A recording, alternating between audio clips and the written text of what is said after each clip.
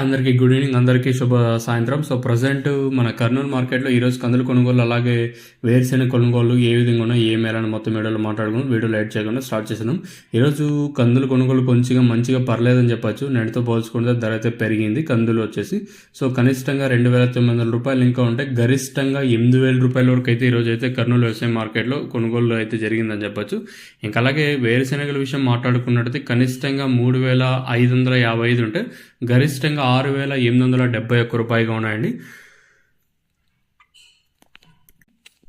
ఇంకా అలాగే వాము విషయం మాట్లాడుకుంటే కనిష్టంగా 1,162 రూపాయలు అంటే గరిష్టంగా 26,066 రూపాయలకు గరిష్టంగా ఉన్నాయని చెప్పొచ్చు. పర్లేదు, కందుల ప్రైస్ అయితే ఈరోజు అయితే పెరిగాయని చెప్పొచ్చు. ఇంకా శనగల విషయం మాట్లాడుకుంటే కనిష్టంగా 1,620 రూపాయలు కావటం, ఇంకా గరిష్టంగా 5,879 రూపాయలుగా గరిష్టంగా ఉన్నాయని చెప్పచ్చు. ఇంకా మిర్చి విషయం మాట్లాడుకుంటే ఉల్లిగడ్డలు మాట్లాడుకుందాం. ఉల్లిగడ్డల ధర అయితే తగ్గింది. ఈరోజు వచ్చేసి 2,561 రూపాయలు గరిష్టంగా ఈరోజు కర్నూలు వ్యవసాయ మార్కెట్లో జరిగిందని చెప్పచ్చు. ఒక కందులు ప్రైస్ తప్పించి అన్ని ఈరోజు మార్కెట్ కొంచెం డౌన్గా నడిచాయని చెప్పచ్చు. ఇంకా కొత్తగా మనం మిర్చి ఇవి కూడా తెలుసుకుందాము. మిర్చి తేజ వచ్చేసి కనిష్టంగా 8,290 అంటే గరిష్టంగా